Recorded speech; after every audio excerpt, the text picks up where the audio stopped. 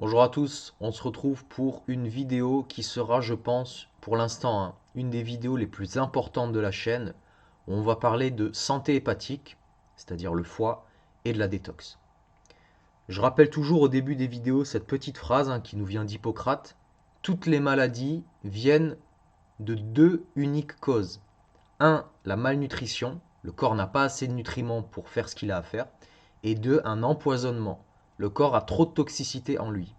Et ce qu'il y a de vicieux dans ces deux causes, c'est qu'elles peuvent se nourrir l'une l'autre. On va le voir plus tard dans la vidéo, mais moins un corps a de nutriments, plus la toxicité va augmenter. Et ça, on va le comprendre très facilement dans cette vidéo pourquoi c'est le cas. Et inversement, plus un corps a du poison en lui, plus ça va lui faire perdre des nutriments. Donc ces deux causes, elles sont vraiment essentielles dans la santé. Et nous, en naturopathie, on ne guérit rien, on n'est pas des magiciens, on fait juste deux choses. On donne au corps ce dont il a besoin pour fonctionner et on l'aide à se détoxifier. Et encore, l'aider à se détoxifier, c'est un terme qui est faux pour moi, puisque, encore une fois, on va le voir dans cette vidéo, le corps, il se détoxifie tout seul. Donc ce qu'on va essayer de voir aujourd'hui, c'est comment ça fonctionne la détox, qu'est-ce que c'est et quelles sont les règles de base à respecter pour que le corps se détoxifie correctement. En santé, on a toujours, je trouve, tendance à se focaliser sur ce qu'on peut apporter en plus au corps. Sur la nutrition, qu'est-ce qu'on peut faire comme sport de plus, comment on peut mieux dormir, etc., etc. Mais on réfléchit moins à qu'est-ce qu'on peut enlever qui est néfaste pour le corps. Et là, typiquement, on va parler de toxines aujourd'hui, de poison. Et c'est quelque chose qui est, à mon avis, sous-coté, sous-estimé et d'une grande efficacité. Alors déjà, pour commencer, qu'est-ce que c'est que la détox? La détox, c'est pas un mythe, c'est réel, c'est connu depuis des milliers d'années, dans plein de textes anciens, ce sont des processus qui sont décrits. Donc qu'est-ce que c'est que la détox? Alors déjà, la première question qu'on peut se poser, c'est qu'est-ce qu'on détoxe? Le mot détoxification suppose la présence d'éléments toxiques. Donc qu'est-ce qu'on détoxifie? On va détoxifier principalement deux composés. Premièrement, ce qu'on appelle les toxines endogènes, qui sont créées naturellement par un corps qui fonctionne. Dans le corps, nous avons des substances qui ont des actions, comme des hormones par exemple. Et ces substances, elles vont avoir ce qu'on appelle des demi-vies. Elles vont avoir une vie pendant laquelle elles vont être actives, et puis, passé ce temps, elles vont s'inactiver. Et donc pour éviter qu'elles s'accumulent dans l'organisme, qu'elles polluent, qu'elles perturbent le fonctionnement de l'organisme, ces substances doivent être neutralisées, éliminées et recyclées par le corps.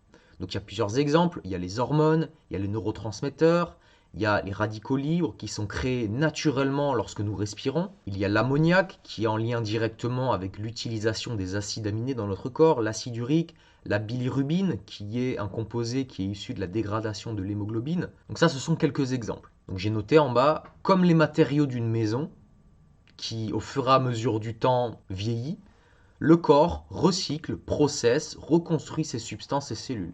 C'est comme si vous aviez une maison qui a été bâtie il y a longtemps et puis vous allez la rénover. Et puis dans certains cas, quand elle est vraiment vieille, vous allez par exemple casser un mur, vous allez en reconstruire. Enfin voilà. Il faut vraiment voir ça comme le cycle de la vie. Nous produisons pour fonctionner naturellement des substances qui vont devoir être recyclées, neutralisées et éliminées. Donc ça, ce sont les toxines endogènes. À côté de ça, nous avons une deuxième famille de toxines qui sont en nette augmentation ces dernières années. Ce sont les toxines exogènes qui viennent de l'extérieur. J'en ai cité quelques-unes, il y a les médicaments, les pesticides, l'alcool, les métaux lourds, les additifs, l'eau du robinet. Voilà, la liste est longue, mais voilà, c'est tout ce qui vient de l'extérieur. Et sur ce point, on peut noter une chose, c'est que actuellement, nous vivons quelque chose que les générations d'avant n'ont jamais vécu. Nous n'avons jamais été soumis à autant de pollution qu'aujourd'hui. Et on va en discuter tout à l'heure, mais c'est un point très important parce que il faut comprendre que ce que faisaient nos arrière-grands-parents et nos grands-parents, on ne peut plus le faire aujourd'hui. Parce qu'ils avaient moins de toxicité à gérer. Ils avaient moins de pesticides, ils avaient moins de ci, moins de ça, et on va voir tout à l'heure que c'est du travail supplémentaire pour le corps et pour le foie.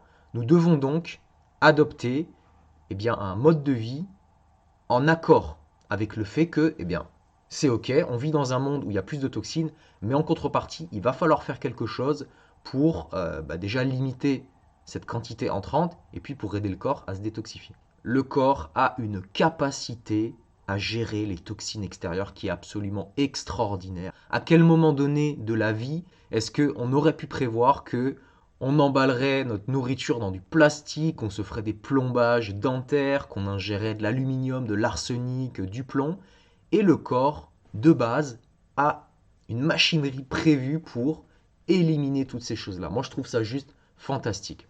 Donc nous avons les toxines exogènes qui sont en forte augmentation et nous avons les toxines endogènes. Voilà ce que le corps doit détoxifier, neutraliser et éliminer tous les jours. Donc toutes ces toxines-là, c'est un organe qui va en priorité les traiter, c'est le foie. Mais ça, ce n'est qu'une partie de son travail. Le foie, c'est la centrale de détoxification du corps, c'est lui qui détoxifie la plupart des toxines. Maintenant, le foie, il a d'autres tâches, comme notamment des tâches impliquées dans le métabolisme, la synthèse des protéines par exemple. Je vais donner un exemple très important. Le foie transforme, convertit la T4, l'hormone thyroïdienne inactive, en T3, qui est l'hormone thyroïdienne active. On comprend donc facilement que si un foie va être submergé par son travail de détoxification, c'est toutes les autres tâches qui vont être perturbées. Et comme le foie, il est vraiment central au niveau du métabolisme, si on a un excès de toxicité dans le corps, ça va empiéter sur les autres fonctions. De toute façon, c'est simple, on lit n'importe où, quand le foie va mal, tout va mal. Donc le foie, c'est un organe absolument central dans la santé et je m'y intéresse de plus en plus et je vous dis, c'est un sujet qui est passionnant. Donc maintenant, on sait concrètement qu'est-ce qu'on doit détoxifier. Et bien maintenant, on va voir concrètement comment on détoxifie. Qu'est-ce qui se passe dans le monde des bisounours, dans le monde idéal. Alors là, il va falloir s'accrocher un petit peu. Ok? Allez. Nous avons principalement deux systèmes qui nous permettent d'évacuer, de traiter, d'éliminer ces toxines. Premier organe dont j'ai déjà parlé, c'est le foie. Le foie, c'est ce qu'on appelle la voie principale de détoxification. Le foie va s'occuper des toxines métaboliques, donc des toxines qu'on a vues tout à l'heure qui sont naturellement produites par le corps lorsqu'il fonctionne de façon normale, et il va s'occuper des toxines qu'on dit hydro- et liposolubles. Alors comment ça se passe concrètement? Vous avez des toxines qui arrivent au foie, et donc le foie, au cours de différentes transformations chimiques, qu'on appelle notamment les phases 1 et 2, il va rendre ces toxines solubles dans l'eau et dans le gras. Alors suis-moi bien. Une fois que le foie a détoxifié les toxines, il va y avoir deux familles de toxines. Les toxines hydrosolubles, qui sont solubles dans l'eau, et liposolubles, qui sont solubles dans le gras. En ce qui concerne les toxines liposolubles, le foie, je l'ai déjà dit dans une vidéo précédente sur la digestion, le foie, c'est l'organe de détoxification principal du corps. Et c'est lui qui traite les déchets. Et une fois ces déchets traités, il va en faire un composé qu'on appelle la bile. La bile, c'est un petit peu, entre guillemets, le caca du foie. Cette bile, elle va être rangée dans un sac qui s'appelle la vésicule biliaire. Ok? Et ensuite, cette bile dans la vésicule biliaire, elle va être sécrétée dans l'intestin grêle. Vous avez un tuyau qui part de la vésicule biliaire et qui va directement dans l'intestin grêle. Et donc chaque fois que nous mangeons, de la bile est sécrétée dans les intestins, dans le duodénum notamment. On va le voir tout à l'heure, il y a d'autres déclencheurs qui peuvent faire qu'on a une sécrétion de bile, et notamment des traumatismes, les émotions, le sport, la chaleur, etc. Donc vous avez cette bile-là qui sert notamment à émulsifier les graisses de l'alimentation, qui sert à lubrifier la selle, qui sert à réguler le microbiote, qui sert à réguler le transit. Ça, je vous ramène à ma vidéo sur la digestion, qui est une vidéo complète que j'ai faite sur ma chaîne YouTube. Donc la bile, c'est à la fois le produit des déchets du foie, mais ça a également un rôle très important dans la digestion. Donc la bile va être sécrétée dans l'intestin grêle, et puis elle va arriver dans le côlon, et donc on va aller à la selle, et ce qui va se passer, c'est que, comme ça va sortir de nous, c'est uniquement au moment où la selle sort de notre corps que nous avons éliminé les toxines.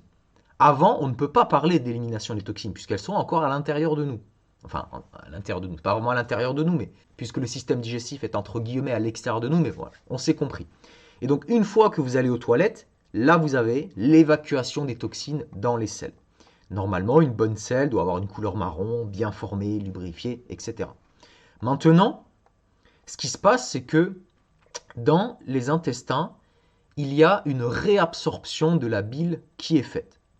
On dit en général que pour une population normale, 95% de la bile est réabsorbée par ce qu'on appelle le cycle entérohépatique. Le corps est bien fait, il essaye de recycler un maximum de substances possibles. Donc il va réabsorber du cholestérol, il va réabsorber des micronutriments, enfin il va réabsorber tout ce qu'il peut pour pouvoir le réutiliser. Donc on a 5% de la bile en moyenne qui part aux toilettes, et on va revenir sur ce point qui est très important tout à l'heure, et on a 95% de la bile qui est réabsorbée et qui retourne ainsi au foie. Ok ?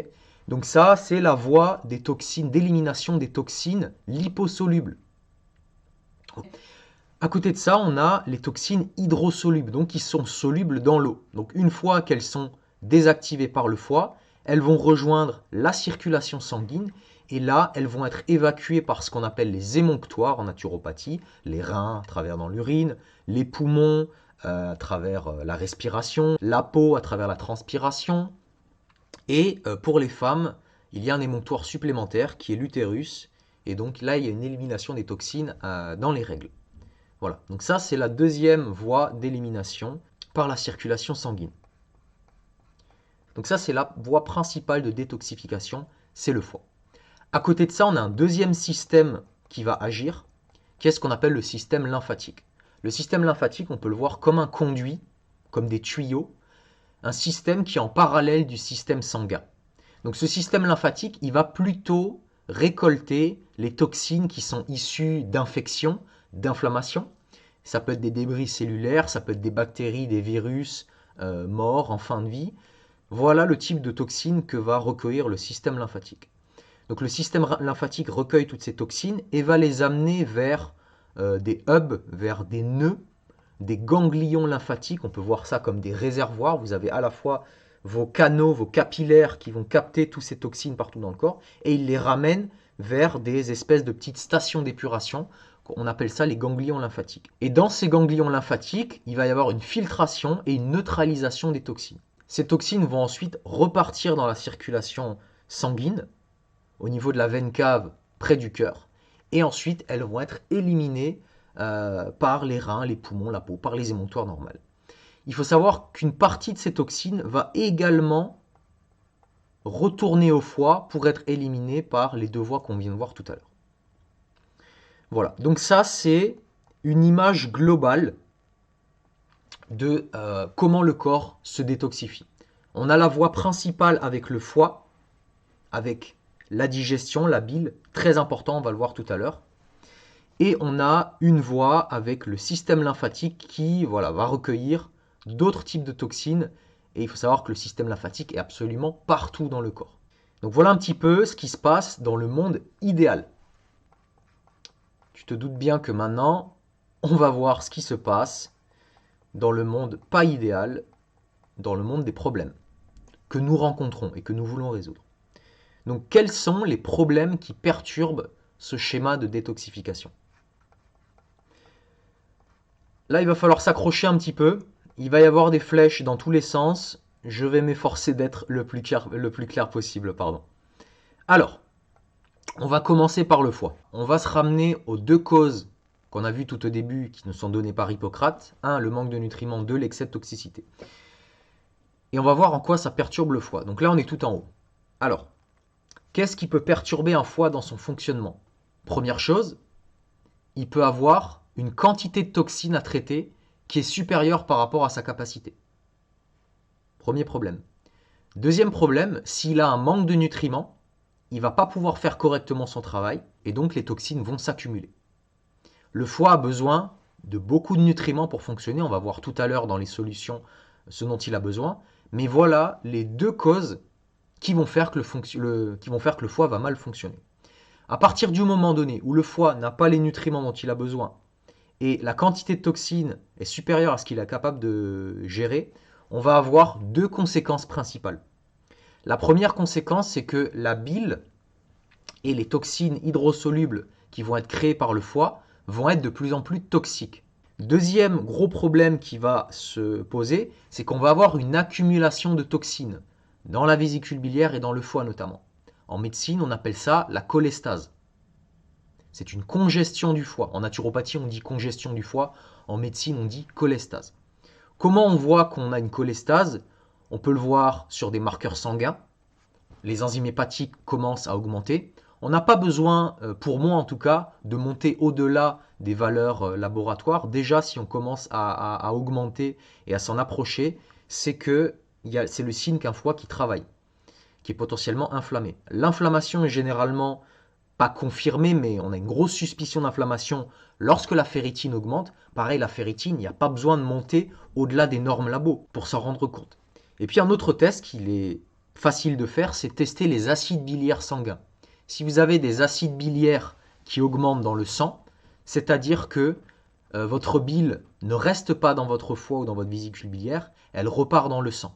Et ça, c'est le point principal, le plus important, et on va le développer tout de suite après. Quels sont les signes qui montrent qu'on a un foie qui est de plus en plus toxique? On peut avoir des selles décolorées qui sont jaunâtres, orangées. C'est souvent des signes qu'on a quand on a une gastro-entérite. On fait caca du jaune, du vert, de l'orange. C'est typiquement la couleur de la bile. On va avoir un manque d'appétit. On va avoir du prurit, donc on va se gratter au niveau du cuir chevelu, au niveau des pieds, enfin au niveau du corps. Et ces démangeaisons, elles vont être particulièrement accentuées la nuit, parce que c'est la nuit qu'on se détoxifie le plus. On va avoir des insomnies. En médecine chinoise, c'est entre 1 heure et 3 heures. La vésicule biliaire, c'est 23 heures, 1 heure. Quand on a des problèmes de vésicule biliaire et de foie, on va avoir des réveils dans ces eaux-là. Et généralement, on va avoir du mal à se rendormir. On va avoir la peau qui jaunit ou qui devient orange. Ça se voit notamment au niveau des mains et des pieds. On peut avoir des ballonnements, on peut avoir du goût métallique, amer, pâteux dans la bouche. On peut avoir des glaires régulièrement. On peut avoir de la constipation. Si la bile, elle circule pas bien, on va avoir des problèmes de constipation. Ça, j'en ai déjà parlé dans ma vidéo complète sur la digestion. Et on va également avoir une difficulté de digestion des graisses. On appelle ça la stéatorée, par exemple. On peut retrouver des selles qui flottent, on peut retrouver des graisses dans les selles, etc., etc.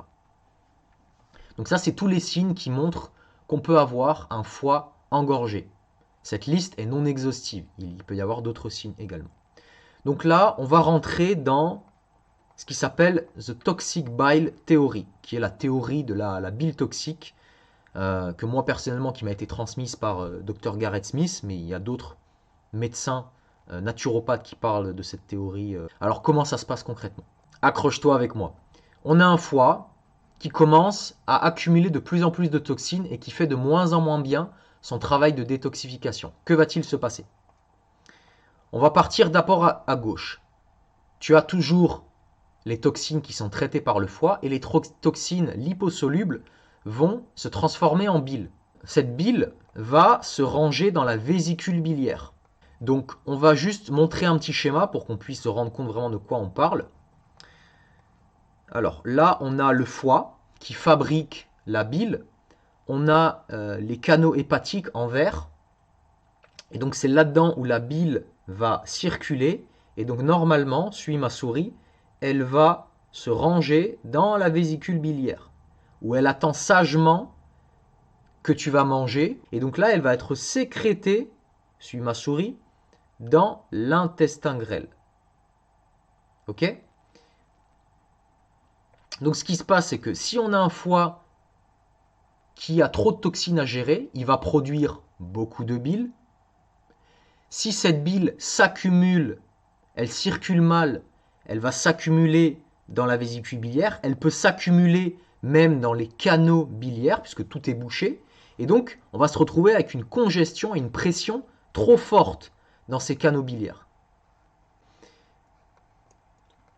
Donc ce qui se passe, c'est que la bile, la sécrétion de bile de la vésicule dans le duodénum, elle va être déclenchée par des émotions fortes, la perte d'un proche, une séparation, une nouvelle triste, un accident de voiture, par l'alimentation, par le sport trop intense et par la chaleur notamment.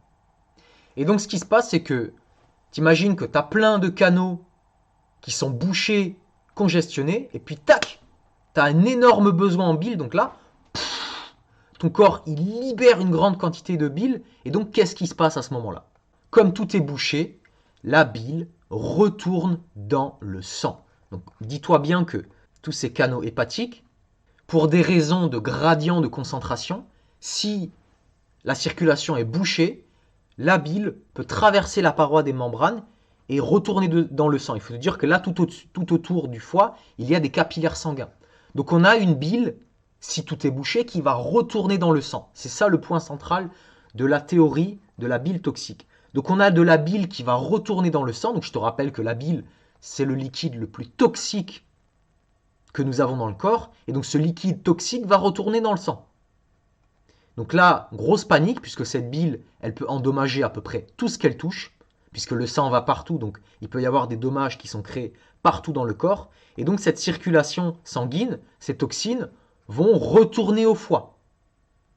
Donc dans le cas d'une cholestase, qu'est-ce qui se passe? On s'auto-intoxique. Tout est bouché, chaque fois qu'on va sécréter de la bile, eh bien toute cette toxicité va revenir dans le sang et donc là on va avoir sécrétion d'hormones de stress, insomnie, troubles psychologiques, anxiété, peur. Il y a des études qui montrent même que ça peut aller jusqu'aux pensées suicidaires. Et là on fait le lien avec les traumas. Je ne supporte pas le stress, je ne supporte pas l'alimentation, tout ce que je mange me crée de l'anxiété, des symptômes désagréables. On est en train de s'auto-intoxiquer. Voilà ce qui se passe dans la théorie de la bile toxique. Donc là, on a de la bile extrêmement toxique qui retourne dans le sang.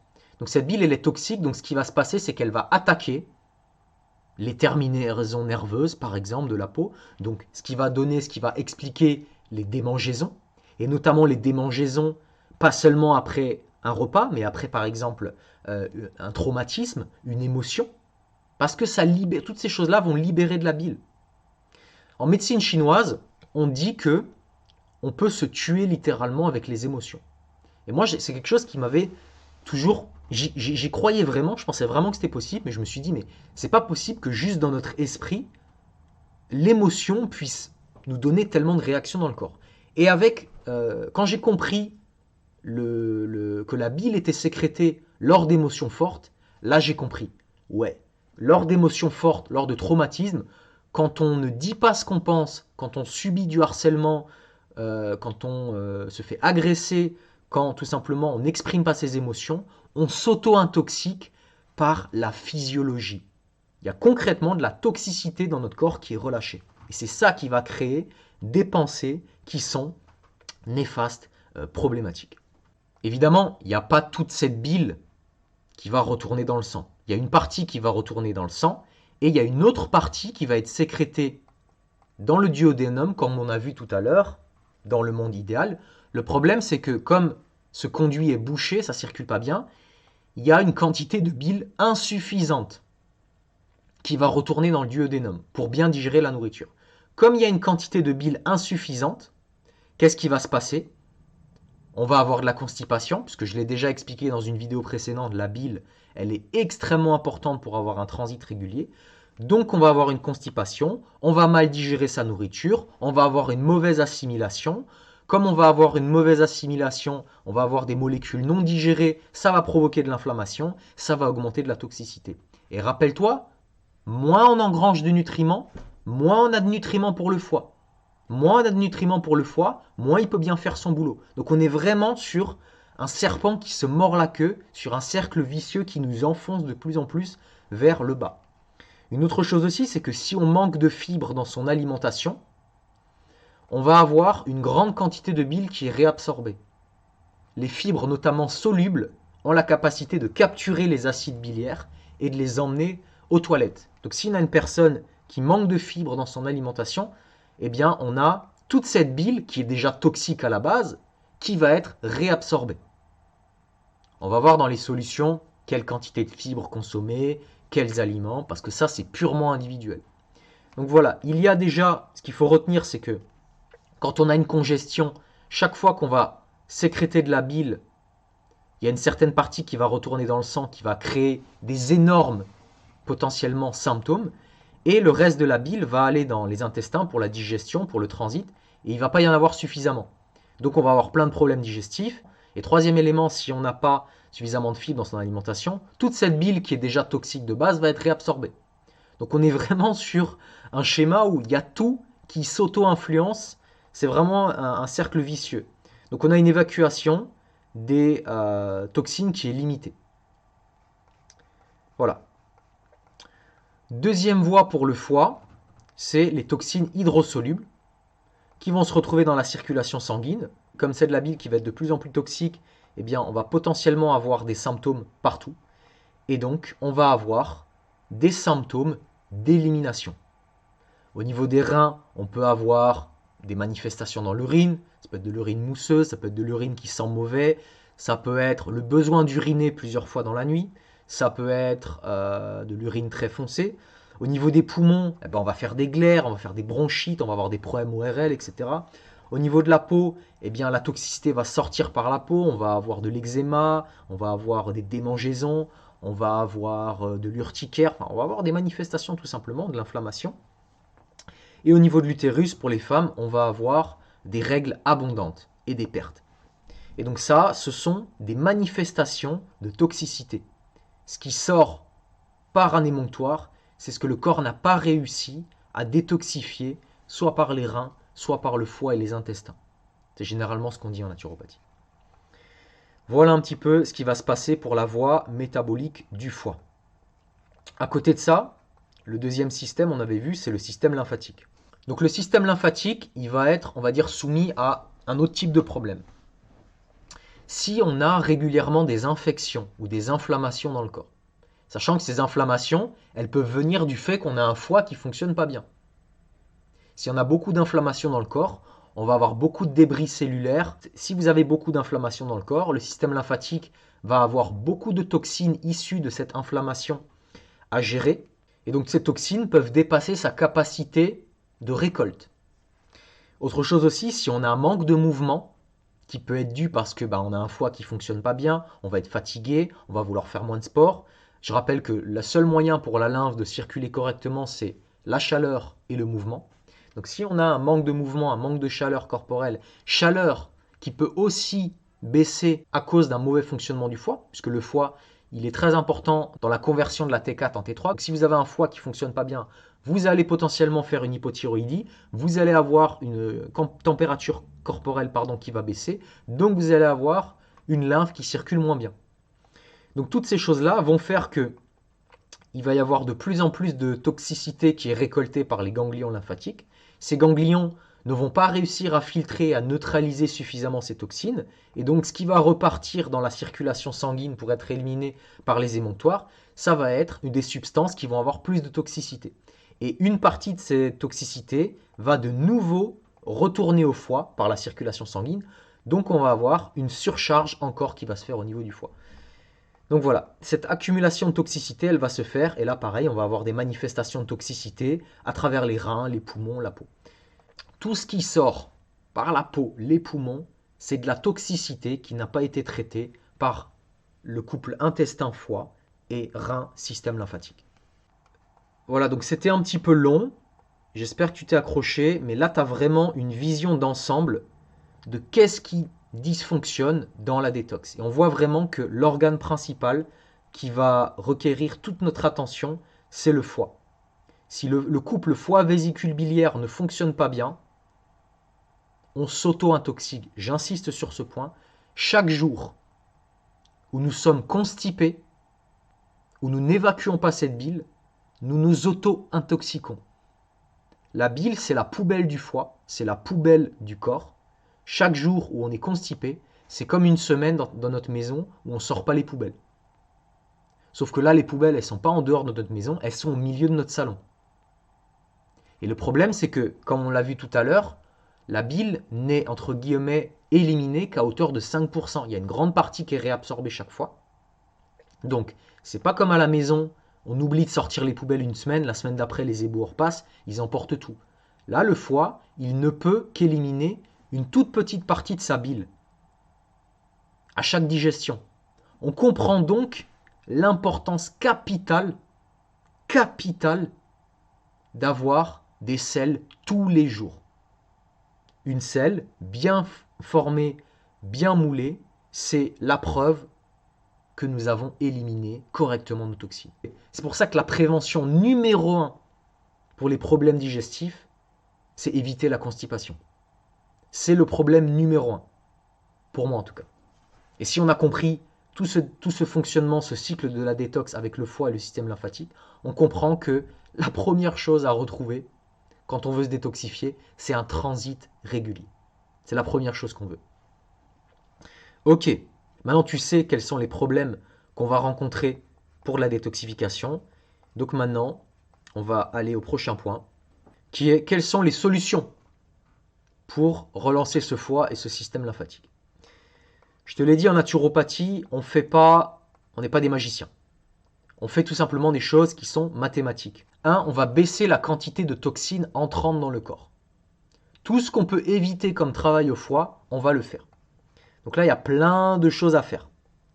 Plein de choses. Moi, j'ai écrit tout un guide sur la détox que je donne à mes clients. Dedans, j'explique tout ce qui est possible d'éviter dans son environnement. Il ne s'agit pas de mettre la peur dans la tête d'une personne en disant attention, il y a ça, il y a ça, il y a ça, il y a ça. Non.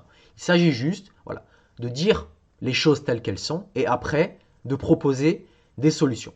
Et chacun va à son rythme, chacun fait du mieux qu'il peut, chaque prise de conscience est déjà une victoire et chaque action, même petite, est une victoire, est un pas dans le bon sens. Donc là, typiquement, ce qu'on peut faire, c'est déjà changer ses ustensiles de cuisson. Les matériaux qui sont recommandés sont l'acier inoxydable, les céramiques ou par exemple la fonte. Éviter les plaques de cuisson Tefal, éviter l'aluminium par exemple.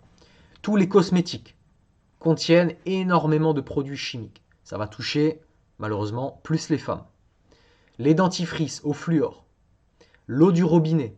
Si vous avez déjà vu un conduit, un tuyau par où circule l'eau du robinet, vous ne boirez plus jamais d'eau du robinet, je vous garantis. Imaginez ce qui se passe quand vous faites couler de l'eau chaude à travers votre robinet. Vous avez une eau brûlante qui arrive dans le tuyau, il y a énormément de métaux qui vont se décrocher, et donc tout ça va intoxiquer l'eau du robinet. Donc plutôt se tourner vers des eaux en plastique ou vers de l'eau filtrée. La lessive. Optez pour une lessive naturelle, ou une lessive faite maison. On a tous les métaux lourds de l'environnement, l'arsenic, le mercure, l'aluminium. Essayez de les éviter au maximum. On a les vêtements. Tout ce qui est vêtements bas de gamme sont faits évidemment avec des substances chimiques. Donc là, plutôt se tourner vers des vêtements faits en coton bio, en mérino par exemple, en vêtements avec des fibres naturelles non polluées. Cette liste est évidemment non exhaustive, il y a énormément de choses à faire dans son quotidien, tout autour de soi. Une fois que c'est mis en place, on n'a plus besoin d'y réfléchir. Donc baisser la quantité de toxines entrantes. Il y aura moins de travail pour le foie. Deuxième chose à faire, c'est donner au corps ce dont il a besoin pour la détox. Je reviens sur les fondamentaux, mais rythme circadien. Une personne qui ne s'expose pas à la lumière du jour pendant la journée, c'est une personne qui va produire moins de mélatonine, qui est l'hormone la plus antioxydante dans le corps, mais ce n'est qu'un bénéfice parmi d'autres. Il faut sortir dehors. Même en hiver, il faut sortir un maximum de temps. Nous sommes faits pour vivre dehors. Et si c'est en hiver, on s'habille chaudement, il n'y a pas de problème, on met une cagoule, on met une chapka, on met 2 pulls, mais il faut s'exposer à la lumière du soleil, même en hiver, et éviter les lumières bleues le soir. Ça, c'est... Je veux dire, si on ne met pas ça en place, si on se couche à minuit, 1h, qu'on regarde son portable tous les soirs, et qu'on a déjà des problèmes, ça va être difficile de remonter la pente en ne prenant pas soin de son rythme circadien. Donc, j'ai déjà fait des vidéos sur le sujet, mais je le remets comme base parce que je me rends compte qu'il y a beaucoup de gens qui ne le font pas et ils pourraient vraiment obtenir beaucoup de bénéfices en respectant des règles simples. Voilà, dès que le soleil est couché, limiter le temps d'écran, mettre des lunettes qui coupent les lumières bleues, lire un bouquin 1 heure avant de dormir, essayer toujours de se coucher et de se réveiller à la même heure et s'exposer à la lumière et sortir la journée, un maximum. Deuxièmement, l'environnement. C'est un petit peu ce que j'ai dit avec la nature. Nous sommes des êtres vivants faits pour être dehors. ne s'agit pas de rester dehors dans le froid à grelotter, mais il faut sortir un maximum de temps dans la nature, dans une forêt, dans un parc, c'est pas possible, en bord de mer, à la montagne. Essayez d'être un maximum de temps dehors. Là, je vais vite dessus, hein, mais c'est des bases très importantes. Ensuite, ce qui intéresse tout le monde, la nutrition. Alors, la nutrition pour le foie, précisément. Alors, le foie, il va avoir besoin, premièrement, de beaucoup de micronutriments. Un des micronutriments le plus important pour le foie, c'est le zinc. Le magnésium, le sélénium, le potassium, le molybdène. C'est pas compliqué. On va avoir besoin d'une grande quantité de micronutriments et il va falloir aller les chercher en priorité dans l'alimentation. Un problème qui peut se poser lorsqu'on a une congestion hépatique, c'est ce qu'on appelle iron overload, donc une surcharge en fer.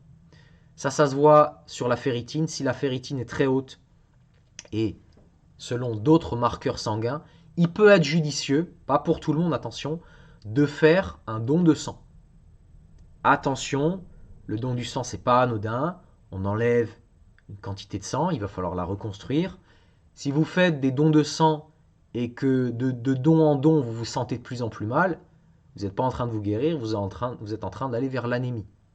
Donc, le don de sang, c'est pas pour tout le monde. Il faut bien vérifier sur sa prise de sang qu'on a suffisamment de fer, qu'on a suffisamment d'hémoglobine, qu'on a suffisamment de vitamine B12.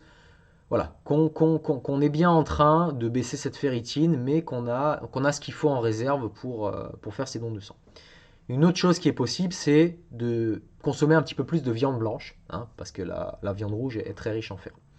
Donc ça va dépendre d'un individu à un autre. Mais la surcharge en fer, c'est quelque chose qui se voit dans les prises de sang, et donc voilà ce qui peut être fait. Micronutriments extrêmement important, c'est les vitamines du groupe B. Pourquoi? Parce qu'elles vont participer à réduire l'inflammation. Elles vont participer à réduire le stress oxydatif parce que si le foie il est engorgé, il y a beaucoup de toxicité dans le foie, beaucoup de bile en stagnation, eh bien on va avoir un stress oxydatif beaucoup plus important. Les vitamines D luttent contre ça, notamment parce qu'elles participent au métabolisme de l'homocystéine. Et l'homocystéine, elle entre dans la fabrication du glutathion qui est un des antioxydants les plus puissants dans le corps. Et donc, si vous êtes en carence de vitamine B, en particulier B6, B9, vous allez avoir des problèmes à remonter la pente avec le foie. Et évidemment, les vitamines du groupe B interviennent dans tout ce qui est production énergétique. Donc là aussi, on va en avoir extrêmement besoin. Alors, où trouver tous ces aliments? Viande rouge et blanche.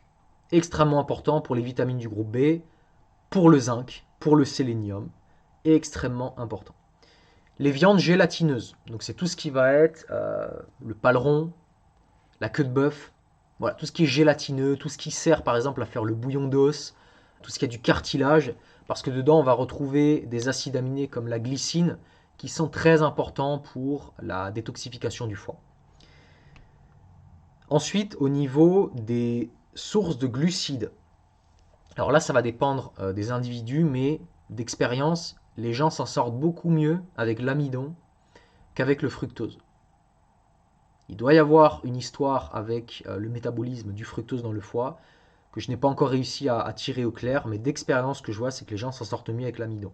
Donc là, on va se tourner vers quoi? Vers plutôt des céréales anciennes et fermentées, du riz blanc, du pain aux petites épaules, du pain au sarrasin, du pain au levain.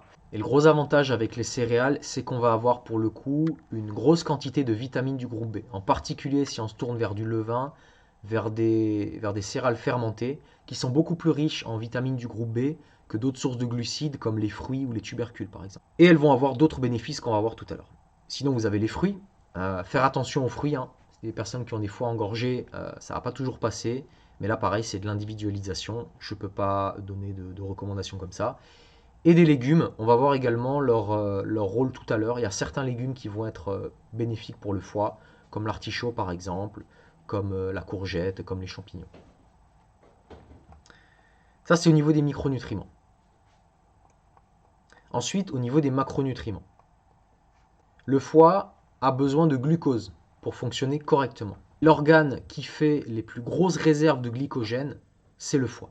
C'est pour dire l'importance du glucose dans le métabolisme du foie. Donc selon moi, il y a besoin de glucose pour rétablir un foie. Il y a besoin de glycogène, il y a besoin de choline, de glycine, c'est l'acide aminé dont on a parlé tout à l'heure, la taurine qu'on va retrouver dans les viandes, en particulier la viande rouge. Donc il faut suffisamment d'énergie. Donc là, encore une fois, ça je le dis dans toutes les vidéos sur la digestion et même toutes les vidéos de santé, si on est en hypocalorie, ça ne va pas le faire. Donc il faut rentrer au moins une ou deux fois une journée alimentaire type dans un calculateur. Avec ChatGPT, ça se fait très facilement. Et regarder si on comble ses besoins. Si déjà on ne comble pas ses besoins, le foie n'aura pas les nutriments nécessaires pour fonctionner correctement. Une autre chose qui va être importante de regarder, c'est le ratio entre les glucides et les lipides. Pour des personnes qui ont le foie engorgé, alors il y a plusieurs, on va dire, il y a plusieurs angles d'approche. Moi, ce que j'ai pu lire, c'est que dans le milieu cétocarnie, on est plus sur des approches low carb. Et il semblerait qu'il y ait des résultats, d'accord, sur des pathologies comme le NAFLD, donc le Non-Alcoholic Fatty Liver Disease, donc la stéatose hépatique non alcoolique. Au contraire, il y a d'autres approches, même des approches végétaliennes. J'ai vu des approches végétaliennes sur le sujet, mais en particulier, ce que je suis allé étudier, c'est les approches pro-métaboliques. Et là, clairement, on est sur du high carb, low fat. Et personnellement, je pense que c'est plus efficace d'une manière générale, mais il n'y a pas de vérité. Voilà. Je ne me mouille pas, on est tous différents, mais il va falloir choisir un carburant privilégié. Est-ce que ce sera les glucides? Est-ce que ce sera les lipides?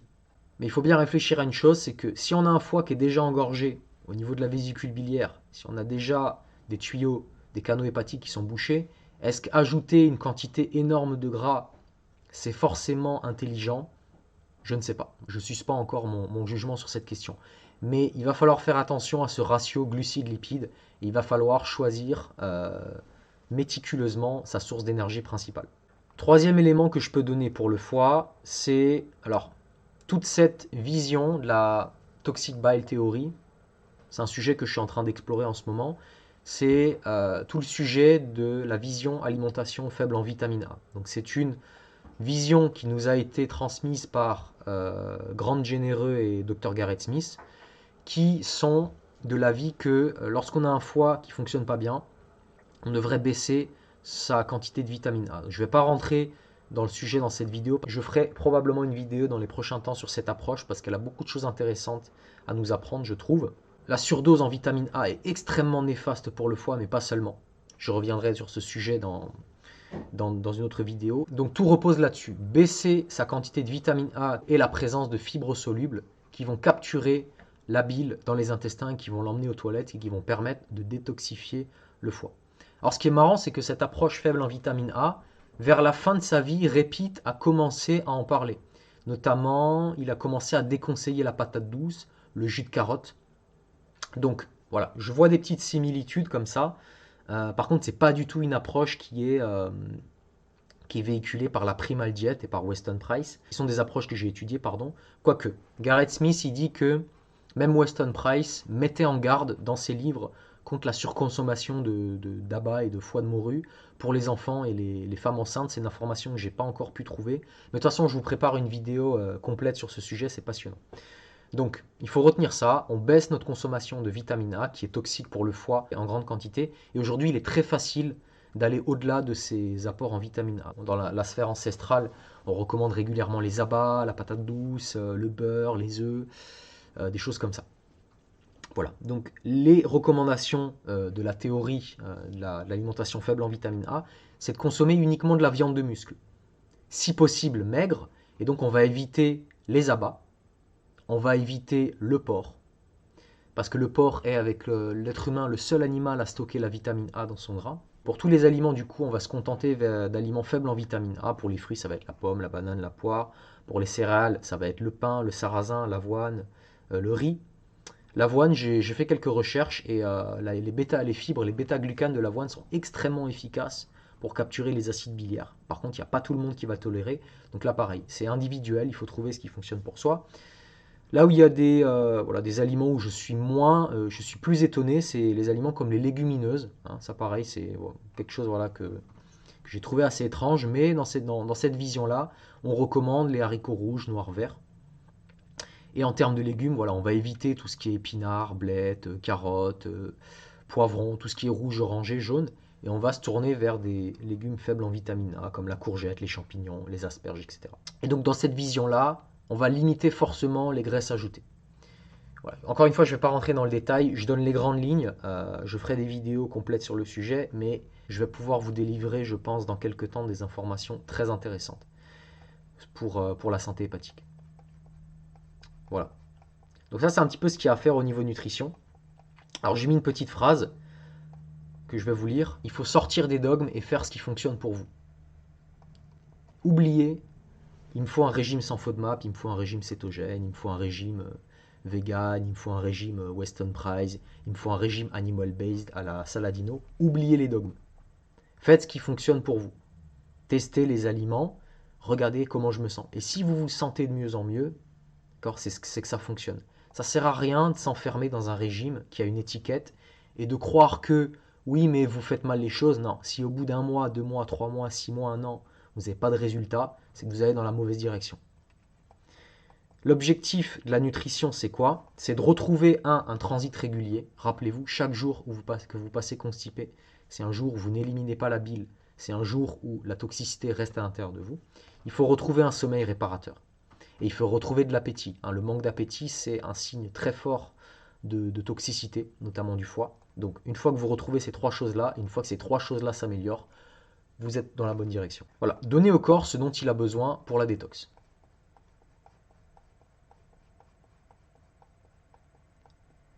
Troisième chose qu'on va faire, c'est les techniques de dérivation des toxines et les suppléments. Alors là, j'ai mis un petit attention. Comme tu l'as compris, avec les deux schémas qu'on a vus avant, c'est pas toi qui choisis quand tu détoxifies. C'est ton corps avec ton foie, ton système lymphatique, tes aimants de corps qui décident. Ton corps, à chaque instant, il fait le maximum. Il fait du mieux qu'il peut avec ce qu'il a. Il n'y a pas à forcer une détoxification. Il y a énormément de gens dans le milieu de la santé naturelle qui ont fait des purges, qui ont fait des cures du foie, qui ont forcé tout simplement le corps à se détoxifier et qui se sont endommagés la santé. Et je rigole pas là-dessus, c'est vrai. J'ai beaucoup de gens en consultation qui me disent, et je te dis là, ça fait quand même 4 ans que je consulte, je commence à avoir pas mal de retours. Il y a beaucoup de gens qui ont fait des purges, qui ont fait des cures de détox et qui ont senti à l'intérieur d'eux que c'était dangereux pour eux. Peut-être je raconterai des petites histoires prochainement, mais la détox, c'est pas un jeu. C'est pas on fait un week-end, allez, on va boire des jus et puis lundi c'est terminé. Il faut faire attention. On peut réellement faire n'importe quoi avec des compléments, avec des plantes. On peut, comme tu l'as vu dans le schéma avec les problèmes, on peut se ramener de la toxicité dans le sang.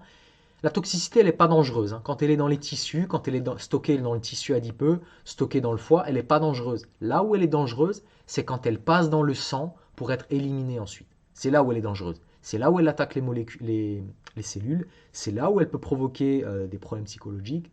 Donc, il faut faire attention à ne pas forcer une détoxification. Ok? Donc, tout ce que je vais te présenter là, attention à modérer. Première technique que j'aime bien, c'est tout ce qui est dérivation par la peau. On va transpirer pour éliminer les toxines qui sont dans la circulation sanguine et qui vont passer par la peau. Donc là, on va éliminer des acides biliaires si on a une cholestase, on va éliminer des toxines hydrosolubles. C'est notamment c'est notamment la vision Primal Diet avec Agenus van der Planitz. Le but de la Primal Diet, c'est de prendre du poids, de stocker des toxines et ensuite de transpirer beaucoup pour pouvoir éliminer ces toxines à travers la peau. Ce qui s'oppose par exemple à la vision de la diète faible en vitamine A avec la vision grande généreux Garrett Smith, où là, la vision de la détox, elle est plutôt portée sur un bon fonctionnement hépatique et un transit régulier. Chez eux, on essaye plutôt d'évacuer les toxines par les intestins. Dans la Primal Diet, on essaye plutôt, je pense, d'évacuer les toxines par la peau. Là, pour la dérivation par la peau, on a plusieurs choses. On a l'hydrothérapie que j'aime beaucoup. On peut faire des bains tièdes chez soi. On peut faire du hammam. On peut se prendre une bouillotte d'eau chaude sur le foie. On peut investir dans une couverture chauffante. Ce qui est très important dans toutes ces techniques, c'est de ne jamais être fatigué ou d'avoir une mauvaise sensation pendant la séance. Sinon, c'est qu'on va trop loin et il faut sortir tout de suite. Il ne faut pas être fatigué après la séance. Il ne faut pas mal s'endormir le soir de la séance. Sinon, c'est qu'on est allé trop loin. Il vaut mieux faire des petits pas sûrs plutôt que faire des grands pas et se casser la gueule. Il y a le brossage à sec. Il y a s'habiller chaudement en toutes circonstances. Au plus on a chaud, plus la circulation sanguine va être facilitée, rapide. Le foie aime le chaud. C'est pour ça qu'on utilise par exemple la bouillotte. Donc s'habiller chaudement en toutes circonstances. Éviter l'exposition au froid. Sortir en caleçon pour faire de l'hormèse le matin à 7 heures, etc. quoi. Et on a en plante la tisane de sureau, qui est connue pour faire transpirer. Donc tout ça, c'est ce qui va être dérivation par la peau. Ensuite, on a les chélateurs. Les chélateurs, ce sont des aliments, des substances qu'on va ingérer et qui vont attirer les toxines dans les intestins et qui vont les amener aux toilettes. Donc là, on a le charbon actif, on a l'argile. Attention, car ces deux substances peuvent constiper. Et donc la dernière chose qu'on veut, quand on veut détoxifier, c'est être constipé. Okay, donc ça, c'est seulement à faire, par exemple, en cas de diarrhée, ça peut être recommandé. Et en primal diète, on a le fromage cru sans sel, qui est pareil, un aliment qui permet d'évacuer des toxines par les intestins. Ce ne sont pas les seuls, hein, il y en a d'autres. Sinon, pour le foie, nous avons les compléments principaux. Je les ai déjà présentés dans d'autres vidéos, mais je vais les représenter. Il y a les tisanes de pissenlit et d'artichaut qui permettent de vidanger la vésicule biliaire. Il y a le NAC en complément. Il y a la glycine et la taurine.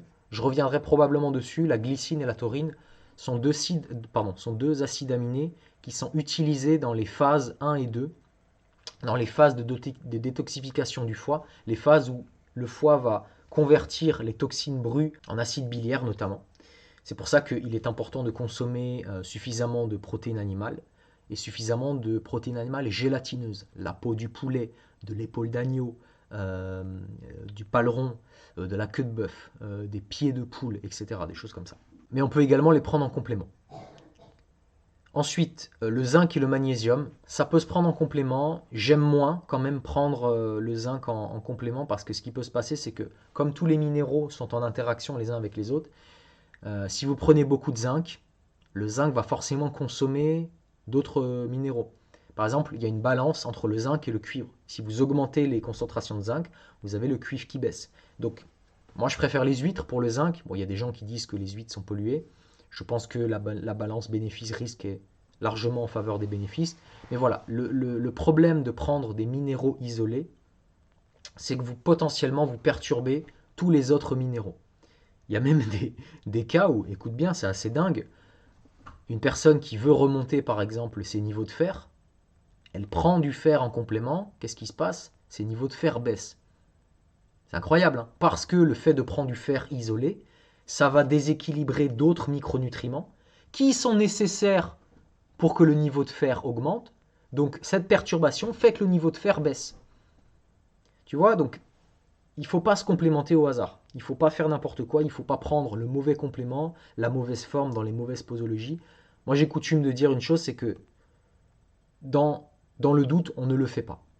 Si on ne sait pas ce qu'on fait avec les compléments, il vaut mieux ne rien prendre. Moi, c'est ce que je pense personnellement. Il y a des gens qui ne pensent pas comme moi, mais moi, c'est ce que je pense. Ensuite, on a le TUDCA, qui est un acide biliaire qui est créé au cours de ces deux phases de conjugaison du foie. Donc, je t'ai parlé tout à l'heure. Donc, c'est un complément, pareil, il ne faut pas faire n'importe quoi. C'est une sorte de chasse d'eau du foie et de la vésicule biliaire. Donc, pareil, il ne faut pas faire de bêtises avec le TUDCA.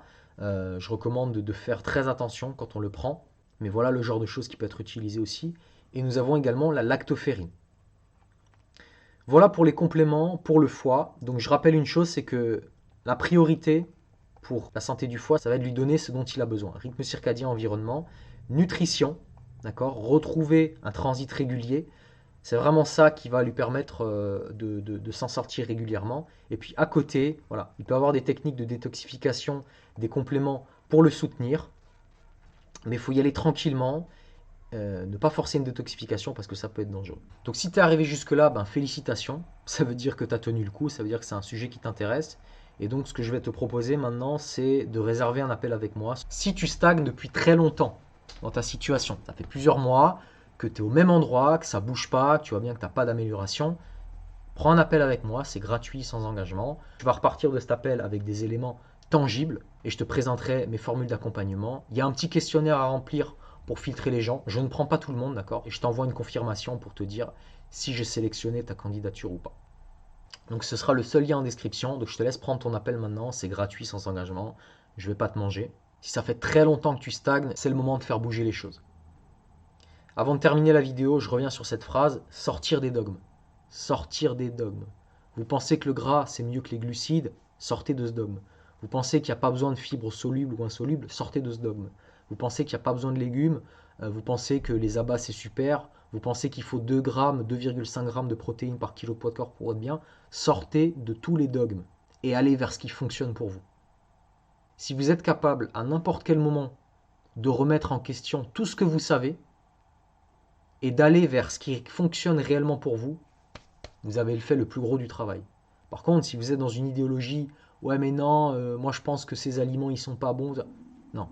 Je te dis clairement, plus j'avance, plus je lis, plus j'expérimente, plus je me rends compte que tout ce que j'ai appris, toutes les certitudes que j'avais avant, c'est pas qu'elles partent en fumée, c'est que je les nuance. Je les nuance et elles sont vraies dans un certain contexte et elles sont fausses dans un autre contexte. Okay, si la santé c'était si simple, on n'aurait plus de problème, d'accord. Il y aurait des super thérapeutes qui comprennent tout en 5 ans et qui aident tout le monde à guérir, on n'aurait plus de problème. La santé c'est compliqué. Et je trouve que le plus compliqué en santé, c'est de se défaire des convictions qu'on a. Si on peut à tout moment se défaire de ses convictions et être pragmatique et se dire, voilà, je constate que ça fonctionne pour moi, ça me permet d'avoir un meilleur sommeil, une meilleure digestion, une meilleure libido, etc. Ok, je continue là-dedans. Terminé. Si on est capable de faire ça, on ira toujours dans la bonne direction. Allez, réserve ton appel, ce sera le seul lien en description. N'hésite pas à me dire ce que tu as pensé de cette vidéo. S'il y a des points que tu veux que je détaille, s'il y a des sujets de vidéo qui sont importants pour toi, moi ça m'intéresse vraiment, parce que ça sert à rien que je fasse du contenu que personne ne regarde. Donc dis-moi ce qui t'intéresse en commentaire et je te dis à bientôt pour une prochaine vidéo. Allez, ciao!